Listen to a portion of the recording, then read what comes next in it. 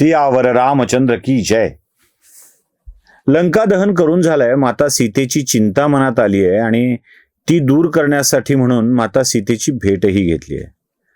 माता सीतेने हनुमानाच्या पराक्रमाचं कौतुकही केलंय आणि लवकर या असा रामचंद्रांच्याकडे निरोप सुद्धा दिलेला आहे.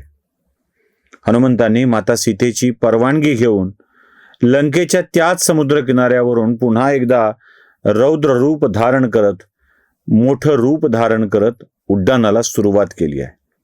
यावेळी हनुमंतांचा वेग या मागच्या वेगापेक्षा अधिक आहे. कारण जाताना आता त्वरेनं जायचं आहे आणि रामचंद्रांच्याकडे निरोप पोचवायचा आहे, हे हनुमंतांच्या मनामध्ये आहे. वेग अधिक असल्यामुळे वाऱ्याचा वेगही अधिक वाढलेला आहे.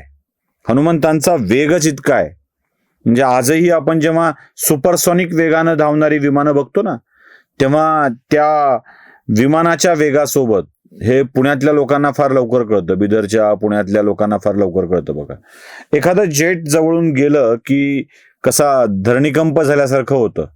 एखाद्या वेळेला आपल्या घराच्या काचा सुद्धा हदरतात, फुटतात, भांडी पडतात. म्हणजे एवढ्या दुरून गेलेलं विमान, त्या वेगाने गेलेलं विमान गेलं तर त्या वेगामुळे हे परिणाम होतात. हनुमंतांचा वेगही असा प्रचंड आहे आणि या प्रचंड वेगामुळं आजूबाजूच्या डोंगरावरची झाडं, छोटी छोटी झाडं उन्मळून पडू लागली आहेत. एवढा प्रचंड वेग हनुमंतांनी धारण केलेला आहे आणि ते आता त्या डोंगरातून समुद्रावर जाऊन पोचलेत. हनुमंतांचा प्रवास आता त्या डोंगरातून समुद्रावर आलाय आणि समुद्राकडून ते रामेश्वरमच्या समुद्र किनाऱ्याकडे निघालेले धनुष्यकोडीच्या. आता तिथे निघताना इकडे काहीतरी वेगळंच चालू आहे. इकडे सगळ्या वानरांच्या, वीरांच्या मनामध्ये अनेक शंकांचं काहूर आहे. कारण हनुमंत सकाळी निघालेले होते, संध्याकाळपर्यंत जाऊन पोचले. संध्याकाळी लंकेत सीतामातेचा शोध घेतला. सकाळी रावण येईपर्यंत थांबले. रावणाच्या वीरांसोबत युद्ध केलं. पुन्हा लंका जाळली आणि लंका जाळून माता सीतेची परवानगी घेऊन परत निघालेत. 24 तासापेक्षाचा अधिक काळ गेलाय लंकेमध्ये. बराच काळ गेलाय, 36 तास, दुसरा दिवस पूर्ण जातोय. या काळामध्ये इकडच्या समुद्र किनाऱ्यावर असलेल्या राक्षसांच्या मनामध्ये शंकेचं काहूर चालू आहे. हनुमान पोचला असेल का? लंकेत गेला असेल का? लंकेत प्रवेश मिळाला असेल का? काय असतं ना, रिकामं मन, रिकामं डोकं, भलते सलते विचार मनात असतं. म्हणजे रावणाच्या सशक्त सैन्यापुढे हनुमंताचा टिकाव लागला असेल का? वानरांच्या मनातले विचार आहेत सगळे हे. काय झालं असेल बरं, कळत तर काहीच नाही आहे. काय करावं, कशी माहिती मिळेल? जांबवान, अंगद आणि बाकी सगळेच वीर याच चिंतेत आहेत आणि एकमेकाला धाडस देत आहेत. समुद्र किनाऱ्याकडे जाऊन आकाशाकडे बघत आत्ता हनुमान परत येईल, मग हनुमान परत येईल, एवढीच ते वाट बघतायत. आणि हनुमानांचा प्रवास सुरू झालाय.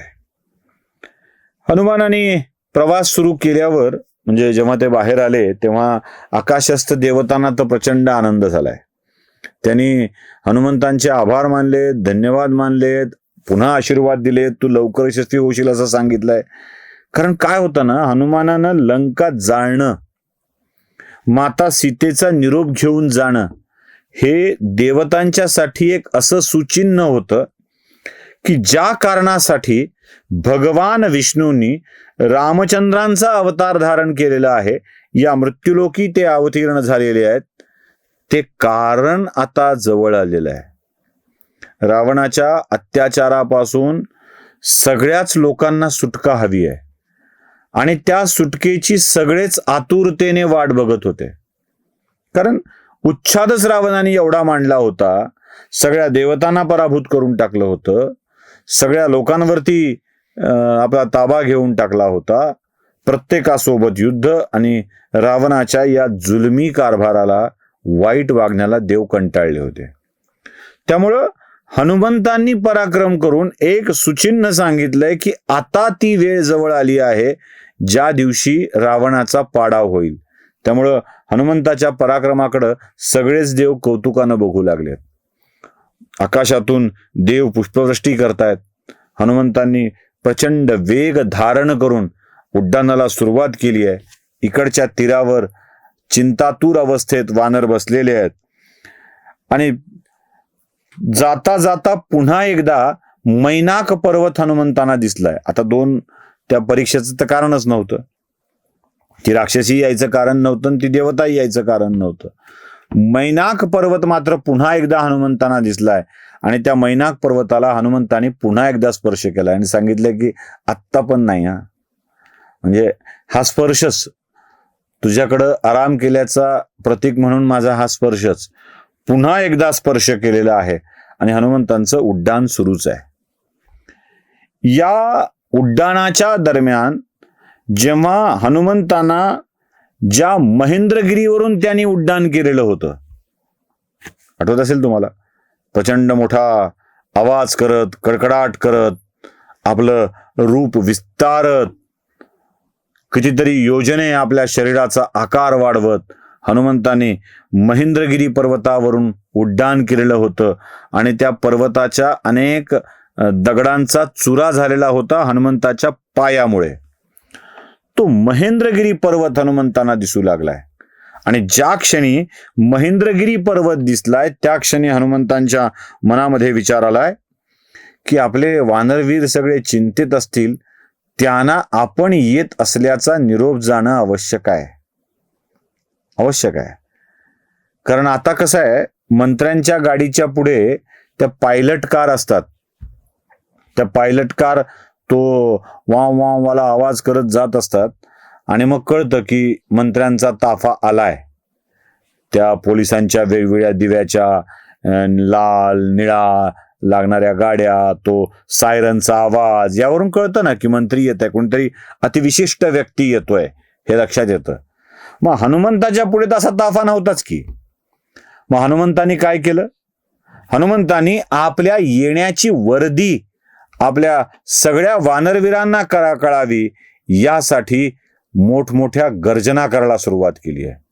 आधीच वेग, त्यातून पाण्यात उसळणाऱ्या लाटा आणि मोठमोठ्या गर्जना, असा आवाज की जो समुद्राच्या लाटाच्या आवाजानाही, सागराच्या आवाजानाही फिकं करत त्या धनुष्यकोडीच्या समुद्र किनाऱ्यापर्यंत पोचतोय.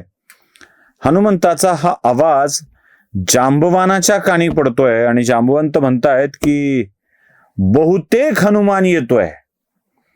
आणि येतोय त्या अर्थी, ज्या अर्थी हा आवाज येतोय, तो ज्या गर्जना करतोय, त्या गर्जनेवरून वाटतंय की हनुमान आपल्या कार्यात यशस्वी झालेला आहे. बघा, कारण यशस्वी झालेला हनुमानच गर्जना करत येणार आहे ना. अपयशी माणूस तर गर्जना करत येत नाही, यशस्वी झालेला माणूसच गर्जना करत येतो. आणि यावरून अंदाज असा बांधतायत ते की हनुमंताला यश मिळालंय, हनुमान येतोय. हाच यांच्यासाठी आनंदाचा विषय होता, कारण येणारा हनुमान हा चांगलीच बातमी घेऊन येईल याची पूर्ण कल्पना आहे. हनुमान आता आपण त्याच महेंद्रगिरी पर्वतावर उतरायचं ठरवतायत आणि हनुमान आता हळूहळू त्या महेंद्रगिरी पर्वताकडे वळतायत. काय होतंय हनुमान उतरल्यानंतर हे बघूया पुढच्या भागामध्ये. सियावर रामचंद्र की जय.